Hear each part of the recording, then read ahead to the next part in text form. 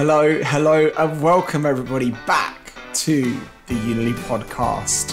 And what could be our final podcast of the year, closing in on the wonderful holiday season, which we're all very much looking forward to.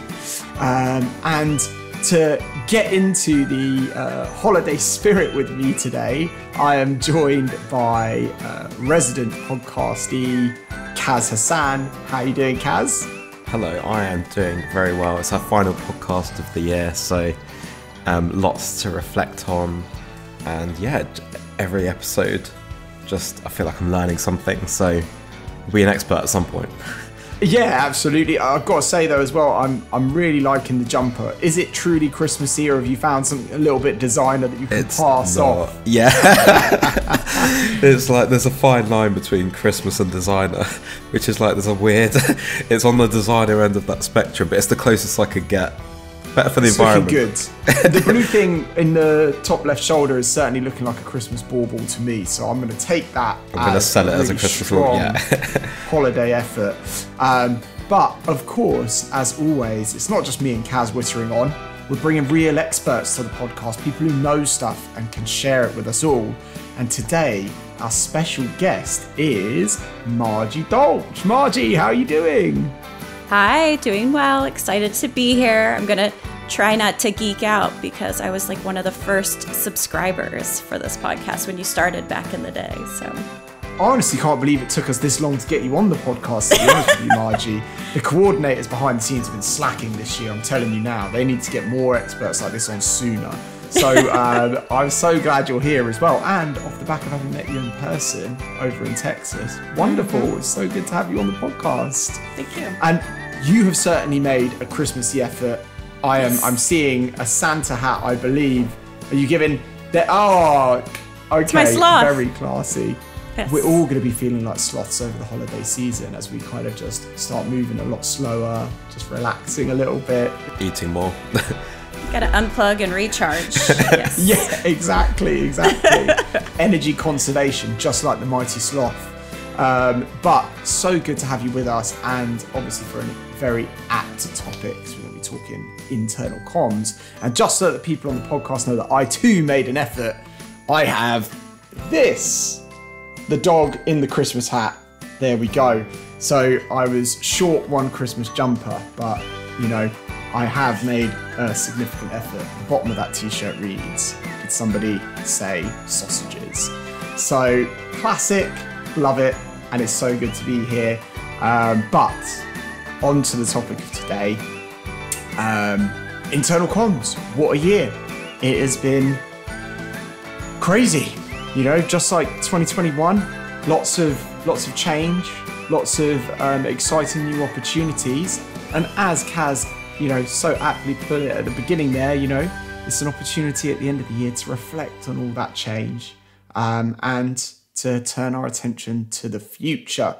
Can't believe we're going to be talking about 2023 later on in today's podcast, but we will be. So let's kick things off a little bit and, you know, Kaz, Margie, jump in. Let's reflect on 2022. What's been the biggest changes that we've seen in the world of internal comms? I'm happy to kick us off. I think last time, I think going back to this time last year, I think there was still an element of like disruption. And I think this year we started to kind of like settle into hybrid being the new norm and settling down with what that means for communications, starting to think about kind of hybrid first and not so much that shift into hybrid, which we had the year before, but now I think we've started to kind of settle a bit more, think about delivering comms for hybrid employees, making sure that we're more flexible in the way that we deliver comms and understanding people are in different places doing different things as part of that. So I'm hoping that one of the big things from this year has that become more normal rather than this kind of like state of craziness where we didn't know what was happening and everything was just sending out to everyone and comms everywhere. Well, that's at least what I hope has been one of the learnings from the year. Yeah, I mean, there's certainly been a lot of change, and it'd be a welcome period of stability if we can land there. But now over to you, Margie. What do you think have been the biggest changes in 2022 for internal comms? And should have started with this off the bat. I mentioned Margie's an expert. Margie, perhaps you can share some of your internal comms credentials with our avid listeners. That'd be wonderful. Sure. So a little bit of background on me. So I was on the client side before joining Unily. So I was a senior comms specialist at Celanese for 9 years, but I was with the company for 13 and a half. So I saw a lot of the digital channels transformation really happen over those years.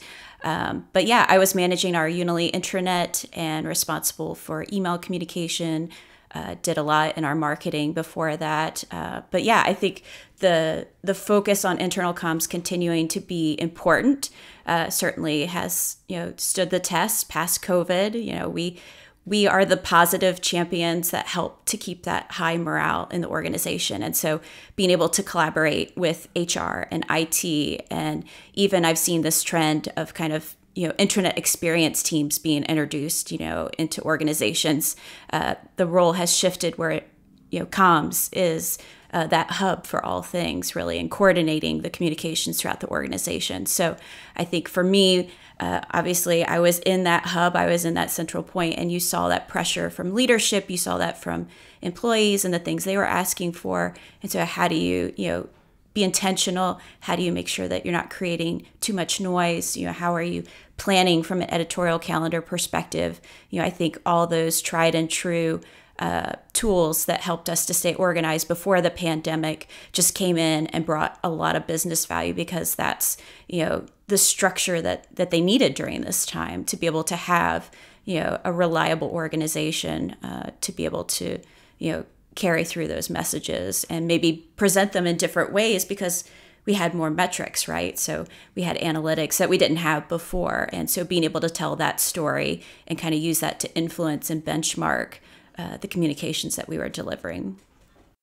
So that's really interesting, actually, because, one of the things you talked about there was, new tooling, and part of that, obviously facilitating more digital comms.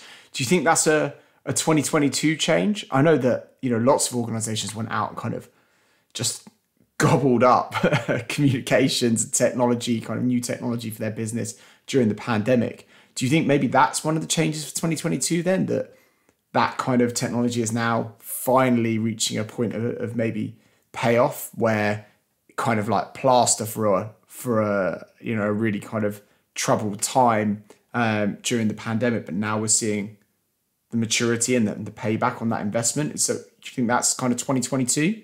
Yeah, a business case for new platforms, that takes many years.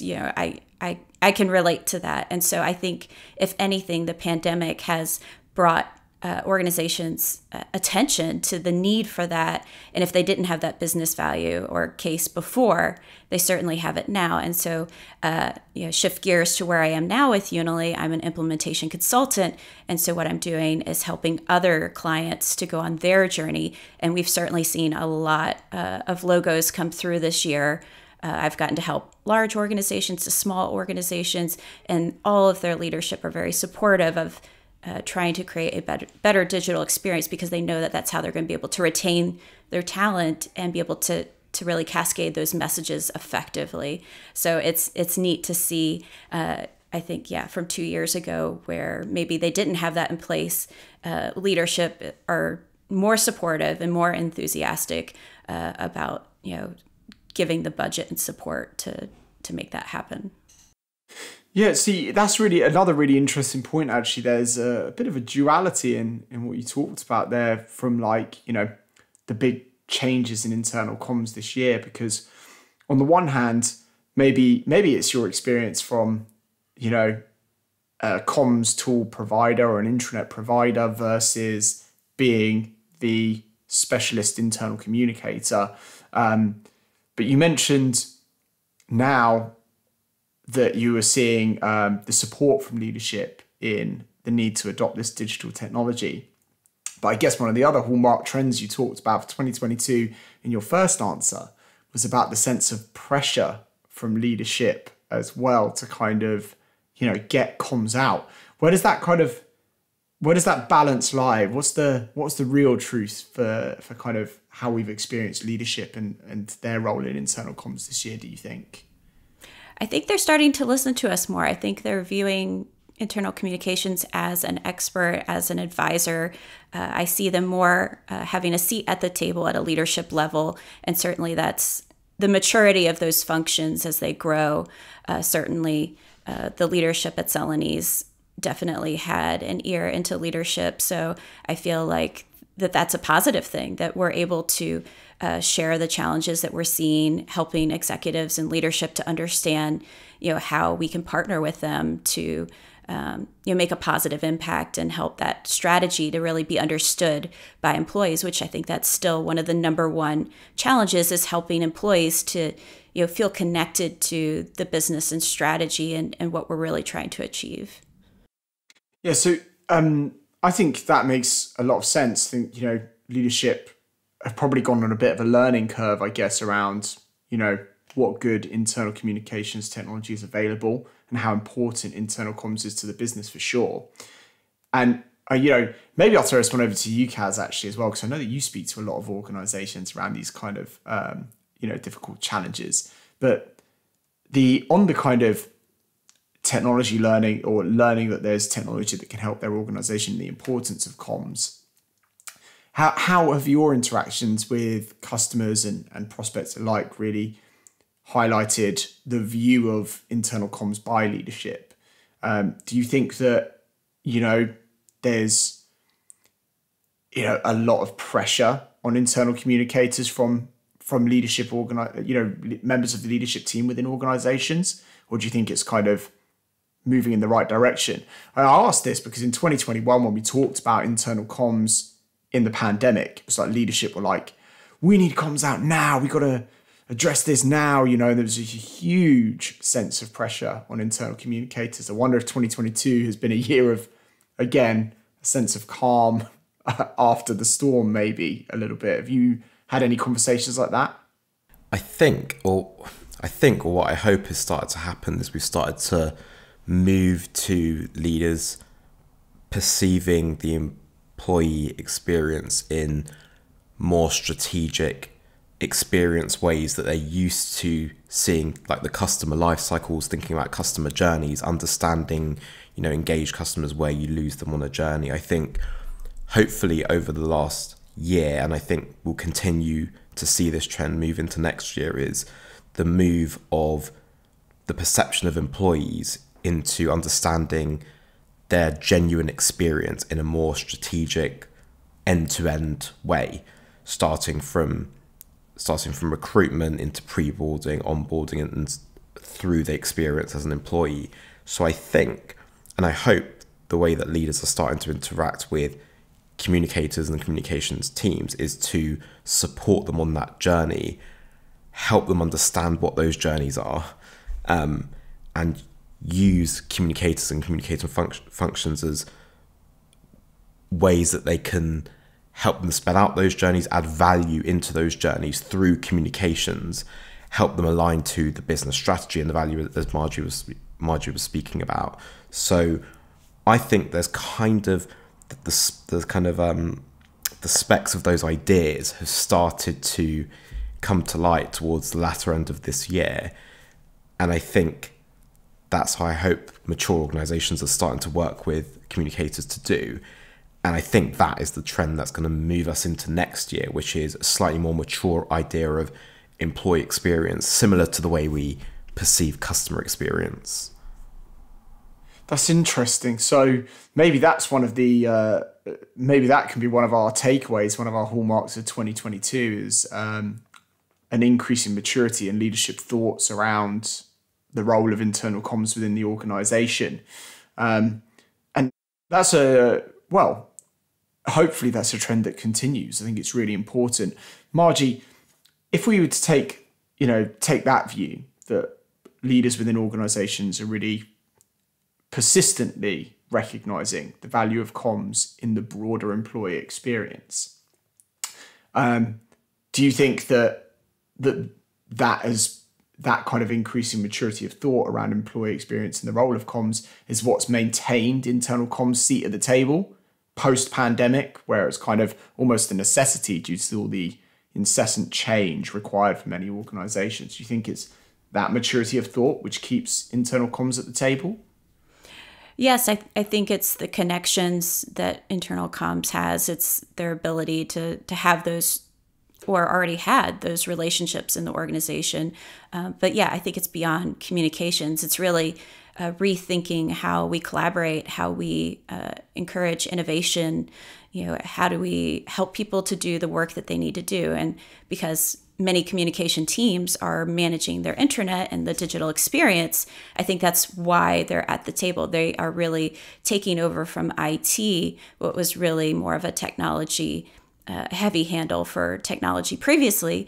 And so, yeah, they're both managing that platform as well as helping to cascade those messages. So they truly are a partner that's vested in so much more than their own stories and blogs and social campaigns. It's so much bigger than that now, which is great. I've got a question based on your experience, Margie, which is like casting your mind back to this time last year. Do you think the role of internal communications has broadened in terms of added more into the remit related to experience and other things as well? Or do you think it's had a bit more clarity in terms of the role of communications and the way that they input into leadership through experience? Like, has it got smaller or broader, or has it not changed at all based on your experience with some of the companies you've been working with? Yeah, I think it's growing because there's just a lot of enthusiasm and excitement with organizations when you introduce something like Unily. And I've had a client this year where just the stakeholder demo, we had 50 senior leaders on that demo because they were very interested and very engaged. And so I just think that's a really healthy sign at the beginning of a project that you see that kind of level of support. And previously, I don't think that was a common thing. So just we have the attention of a lot more people now. And even after the launch, that heightens, right? And so a lot of my clients are navigating how do they respond and kind of build that roadmap and pipeline forward. And it's not, again, just on their communications. It's really how are they bringing in various departments from a content perspective? How are they helping with third-party integrations to, be able to highlight the other applications and tools in the organization? And so we're able to kind of guide and advise them on how to get started in that. And then their CSM obviously is going to help them as that strategic partner and really carrying them through. But yeah, I think that that's a good thing, but it requires more people. And so I've seen a lot of hiring on those teams where they're growing. And I love seeing that because I was a one person dedicated intranet manager. There was one other person on internal comms. And then over time that group grew. But I think you have to have kind of those resources available to really be able to support what's being asked now. So there, more and more headcount being added, whether that's on the comms or these intranet experience teams that I've seen with several clients, actively contributing with IT still and HR to some extent. But yeah, they're really kind of taking this on in a new way. Yeah, I mean, so that's really interesting. I agree. Broadened responsibilities, something I've certainly picked up on in the interactions I've had with internal communicators. And you listed some really interesting kind of additional responsibilities, some of which actually touch on the borders of kind of technical kind of, because we talked at the very beginning about remote, which means digital, which means technology, which means a little bit more technical knowledge, which I think is, an interesting duality now in the role of comms, away from just the wordsmithing and now into the technology that kind of serves as the medium by which we reach people. But the really interesting thing that you mentioned there is around hiring.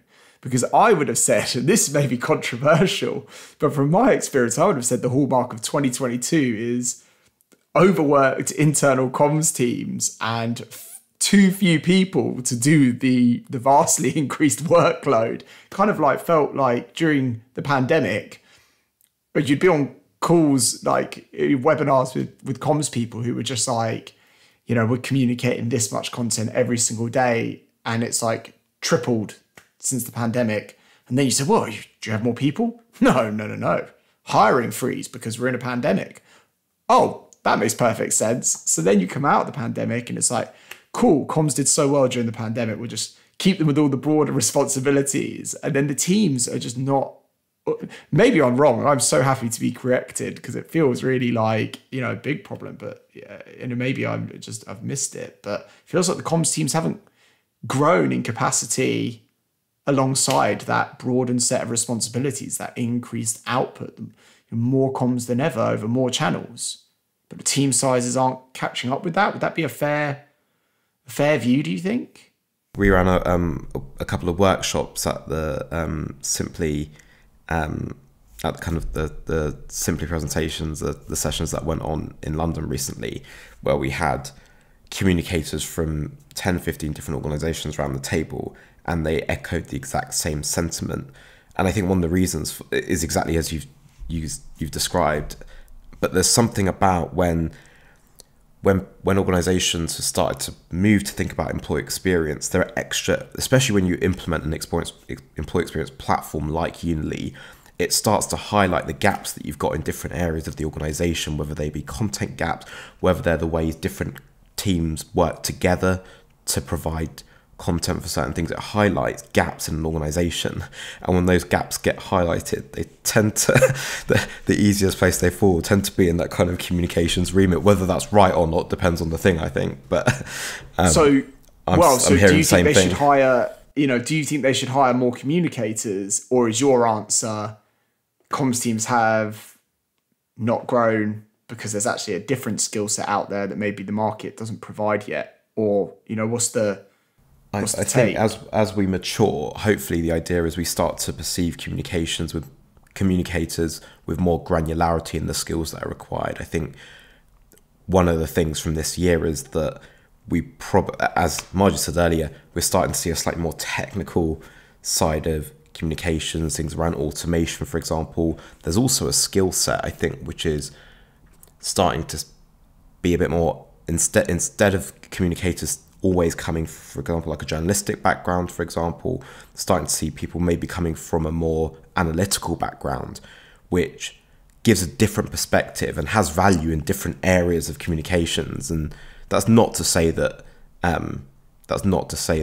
they still add function. That communicators with that background don't add value. It's just starting to perceive the levels of communications, the way that they add value. Because at the moment, we're seeing like one person comms teams, for example, being like a Swiss Army knife, which is great because, you know, they're building up skill sets and they're adding value. But the reality is, if we want to make a genuine difference and do value those people and those teams, is understanding the skill sets that are required there to make the best use of those teams and ultimately improve the employee experience, is to add detail to what skills are required for different purposes within the organization for comms.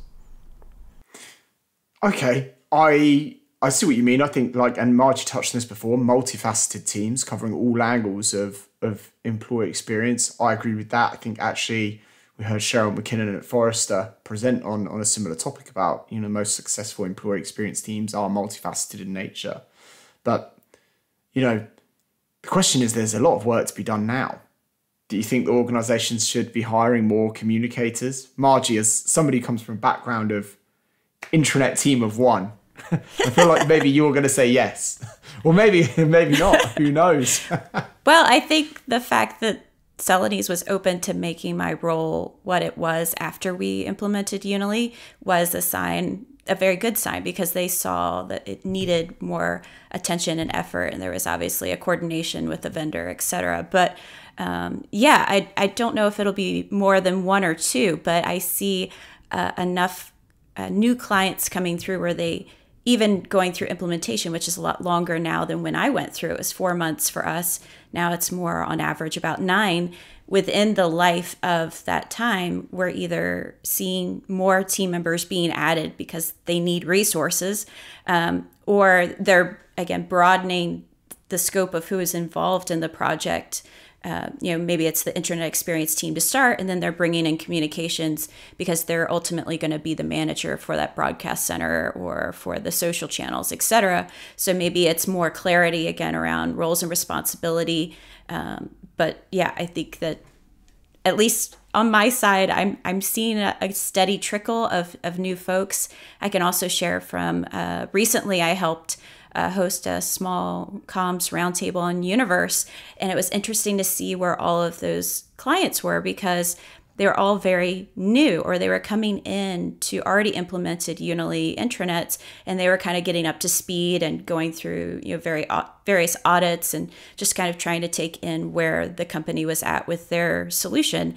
And so you also have to be really good about how you retain governance and internal work processes, and putting the platform in a good place so that if you do have turnover or your team grows, you're able to quickly adapt. And I got to help on a project this year where I came in just to kind of do a refresher with an already established client, because they were interested in just kind of, again, bringing that knowledge and skill set before them, maybe in a little bit more directive a way than just going out to Universe and reading. So yeah, I think there's a desire to help empower more content contributors as well beyond comms, to really help take on the responsibility of making a good experience where it's, again, more than just communications. It's information, collaboration, and helping to tap into the innovation of an organization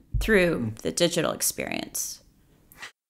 Okay, so that's really interesting actually as well, because points again to team composition being crucial, but also about broadening that team, empowering local content editors, content contributors as well, which makes a lot of sense. So then if we turn our attention back to the internal comms role specifically for 2022, what, if you had to pick one thing, let's be really brutal, one thing, what one thing have you observed internal communicators doing really well in 2022?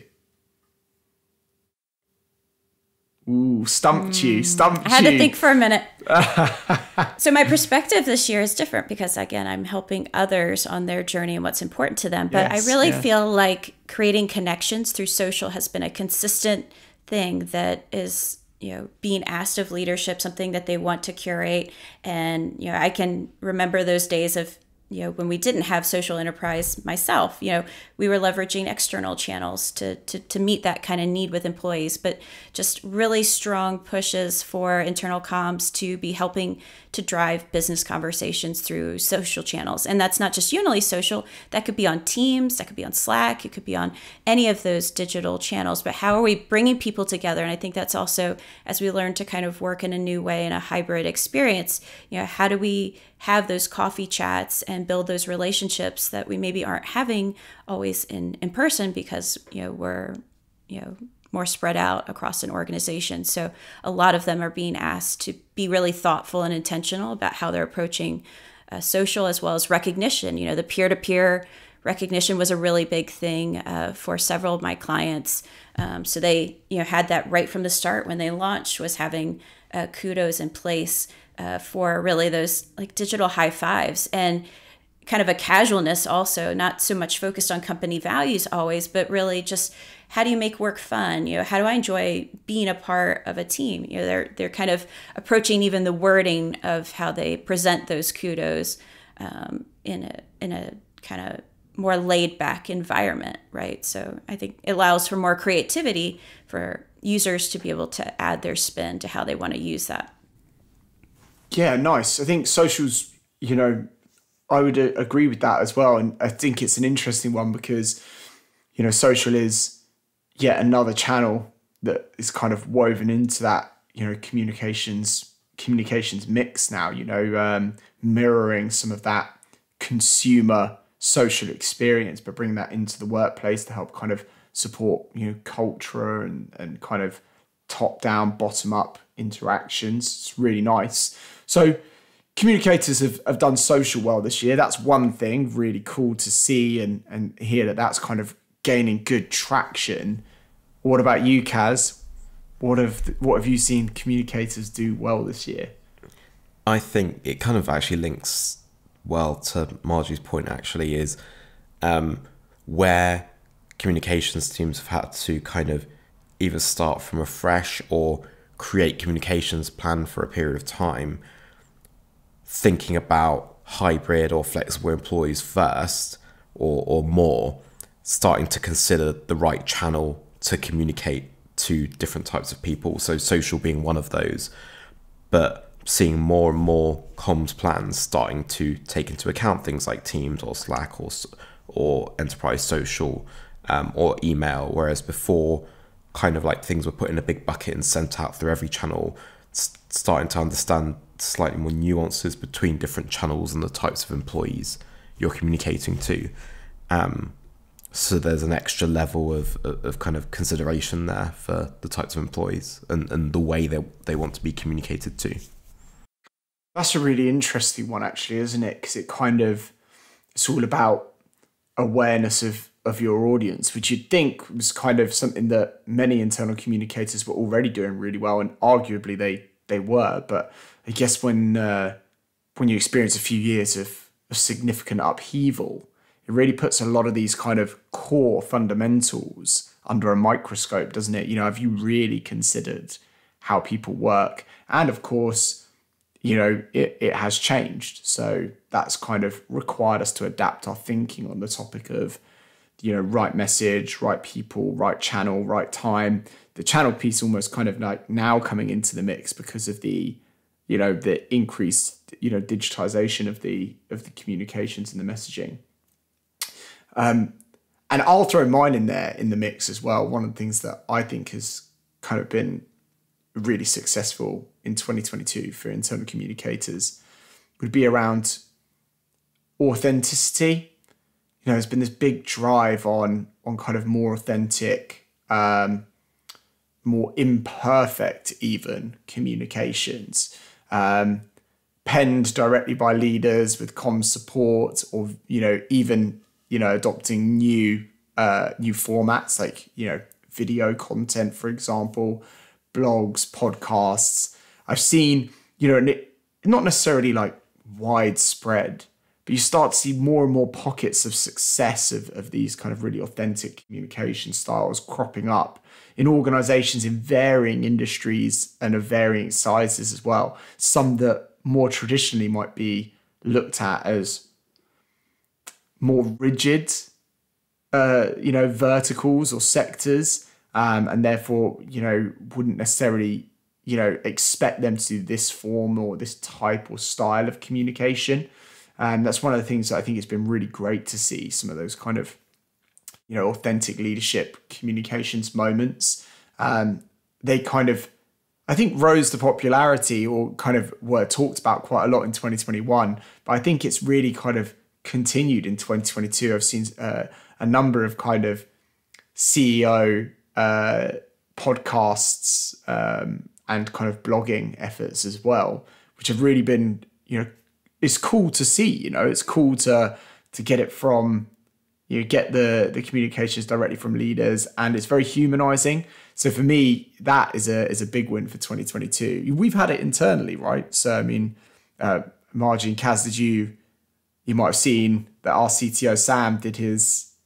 Yeah, so instead of getting up and instead of doing that end of year presentation, he was like, right, I'm gonna pre-record something that people can. It was, not a random choice either. It's recorded, so it's on demand. It can be consumed in their own time as and when they want to. There's a transcript alongside it for people who want to kind of read it, and you just get this kind of. It was just really accessible, not too scripted, just one man and a camera. And it was cool to see. So I personally thought that was good.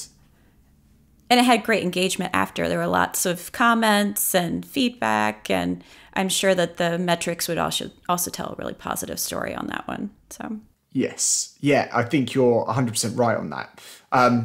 And since you mentioned metrics, and turning our attention towards the future, 2023, let's start with metrics for 2023. It's been a year of increased adoption of communications technology, and that comes with it new methods of reporting on success, to measure engagement, whatever that word means.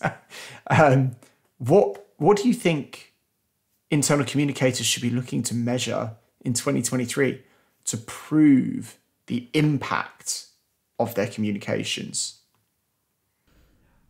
I think for video, the attention span, the dwell time on those videos really is very telling, because when the CTO did that video, it was about 18 minutes, I think. And so of that 18 minutes, how long did he keep and capture the most people, right? So that would be the feedback to help him continue to improve on that. Was it, they listened the whole time because it was very exciting. I mean, I did, but if not everybody did, what is that sweet spot? Then that gives him a new benchmark to work toward the next time he does it. And you could tell he was very thoughtful in his delivery, but all of us can step back and how can I continue to improve the good communications that I'm doing? And so that's what we would do, when I was on the client side, was, looking at the leadership videos and going back to them to share, okay, this was the length of the original piece. Here's your dwell time. Here's the kind of conversation that it was pushing. So from an engagement perspective, from a viewership perspective, like, it's more holistic and really painting a more strategic picture than I think we used to be able to do in the past, where it was just, oh, we had this many people open it. Okay, but did they watch it? It's better now. Yeah. That is for sure. What about you, Kaz? Key metrics looking at comms for 2023. What should our internal communicators be looking to measure? I think there's two sides to it. One side is, I think, what Margie was talking about, which is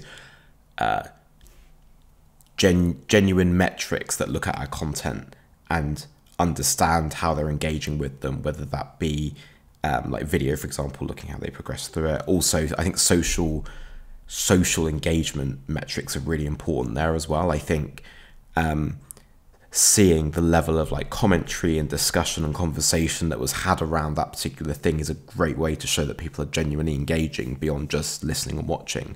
But I think there's the other side to it as well, which is the employee listening side, which is our feedback mechanisms.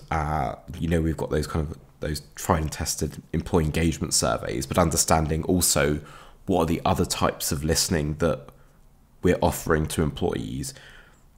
How are we measuring that? How are we reporting back to that? How are we showing them that we're actually implementing changes based on what they've said?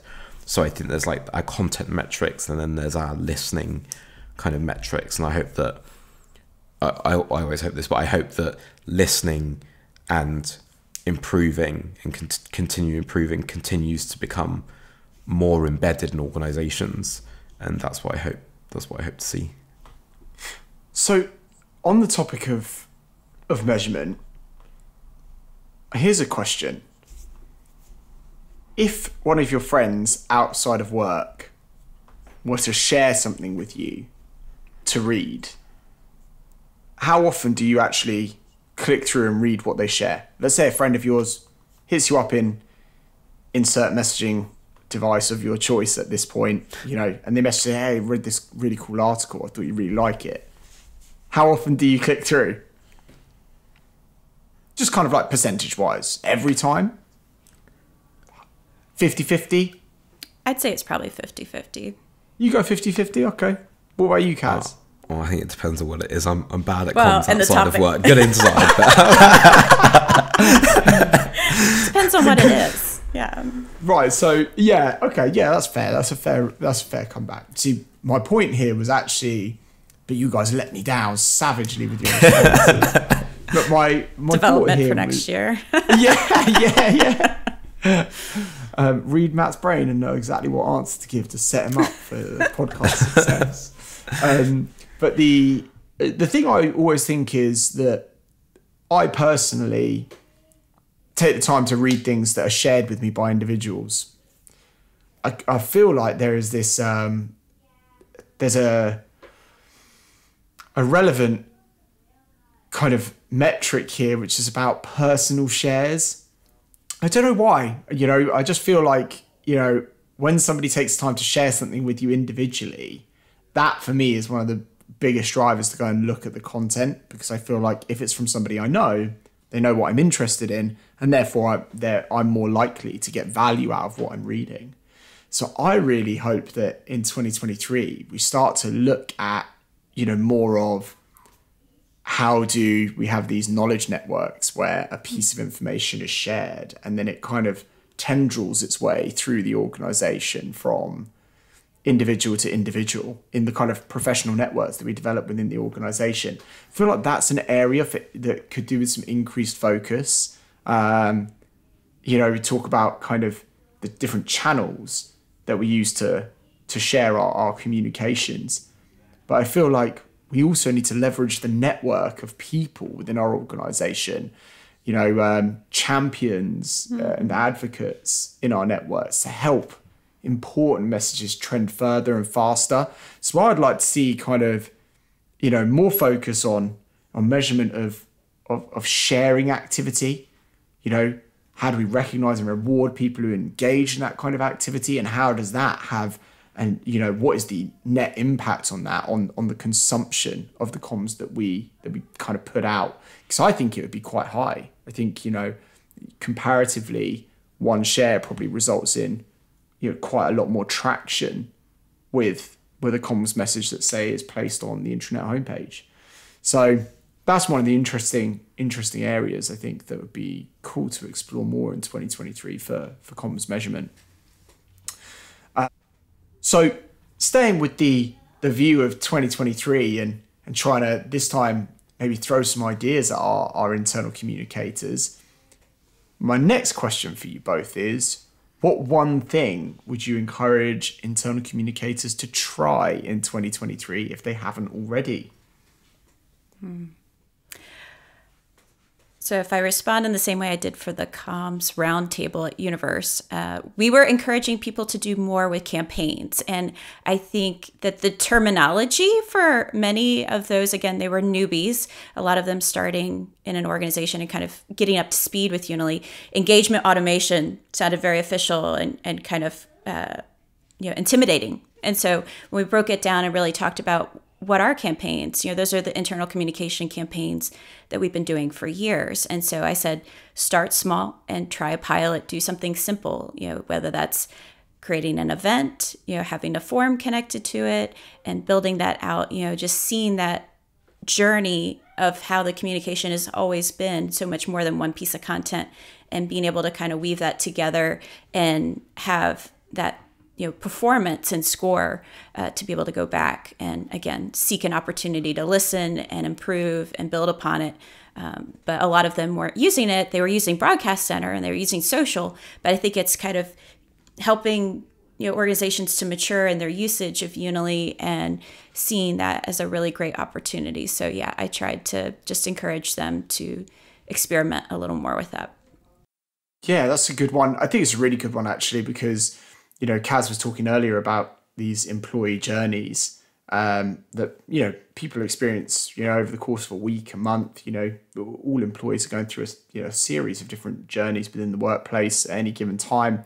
And it's almost like, not just thinking about the single piece of comms landing once at a point in time, but how do you piece together a story of, landing that information once, reiterating it and really, sticking that, in mind, things like that. So that's a really good one. What about you, Kaz? What kind of one thing would you really encourage internal communicators to experiment with or trial in 2023?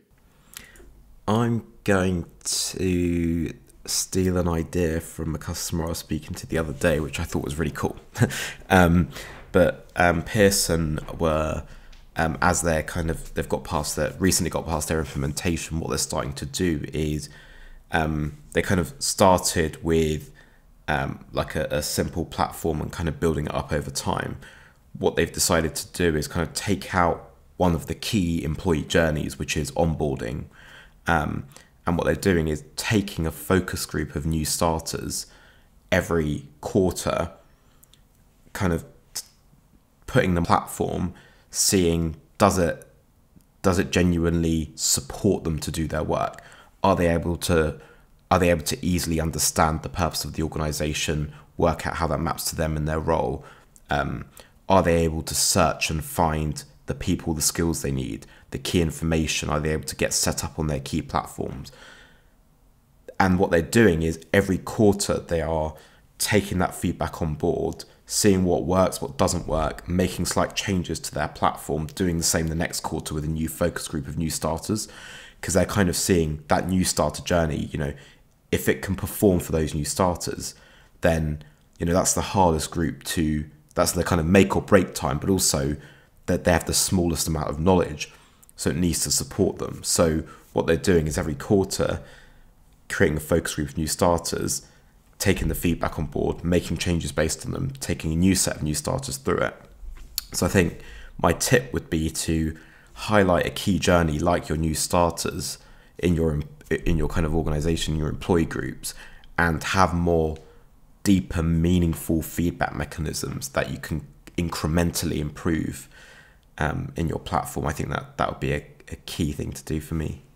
Yeah, like some kind of process of continuous improvement around a specific, totally. Pick one thing, do it really well, pick the next thing, and then it's kind of like constantly tweaking. And again, like you said before, it's about those really important feedback mechanisms and kind of meaningful feedback you can action.